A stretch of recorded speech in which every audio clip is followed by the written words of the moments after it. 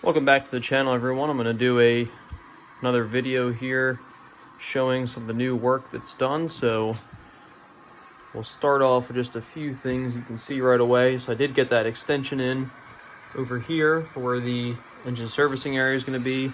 And I also ordered the resin I needed for the water. So I did get the water poured in the river over here. So you can see there, I poured some resin in for the water.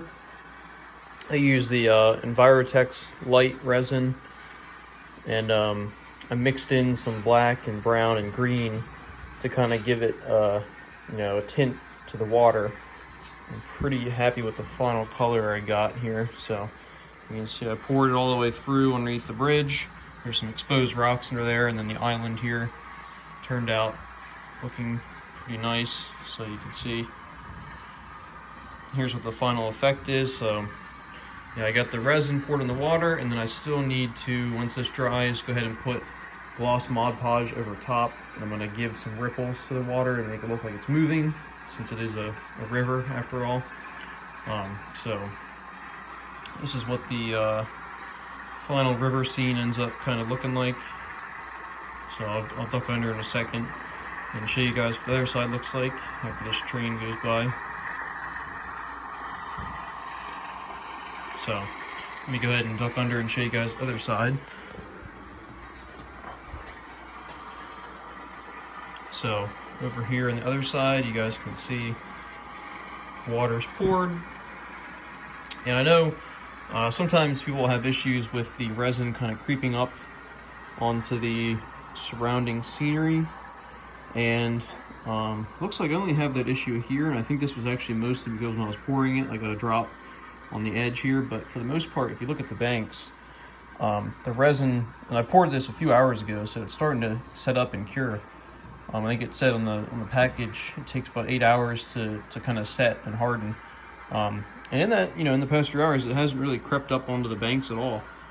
So I don't know if that's because I used the tile grout on the banks, which I think when the tile grout dries, it kind of seals and doesn't allow things to kind of seep into it. So I don't know if that's part of it, but it looks like so far I haven't had any issues with it creeping up on the sides of the bank. So pretty happy with that so far. And I can just go up and touch up the edges with paint later if I need to, but so far it looks pretty good. So happy with how that is looking so far. So then the other new thing, as you can see, I did put that extension piece in here. So I bumped out 1 foot from the 12 inches from the existing benchwork. So I built a frame coming out, and made sure to tie it in well to the existing benchwork, so it's actually pretty sturdy. And I put some plywood on it just to fill it in, and this will be the engine servicing area. And I did figure out a more solid plan of how I'm going to arrange things. I think I said previously I wanted to put the diesel servicing on the right, but I actually found out it'll work a little bit better if I put the steam on the right and the diesel on the left. So you can see I've got the cooling tower put in for the steam engine. So I have the M1 just sitting under there, but you can see this track is in, and that's going to be the one steam servicing track. I'm going to have one more to the left of it here. So there's going to be 2 steam servicing tracks for the other side of the cold loader to go onto. I'm going to have 2 diesel tracks to the left of that. So it's going to be 4 tracks for engine servicing. And then obviously I have this track in here for the cooling tower to be loaded. So it goes upgrade slightly and goes up into the coal house there. And I have it extending out the back just so you can fit 3 or 4 coal cars in there on the siding. So I laid cork road bed to bring it up to height there, and then put the track in. And then here the track was a little bit unsupported underneath. It didn't want to lay perfect to the grade I had, so I put some tile grout underneath and let that set and cure. And now that gives a nice rock solid base for the track to lay onto.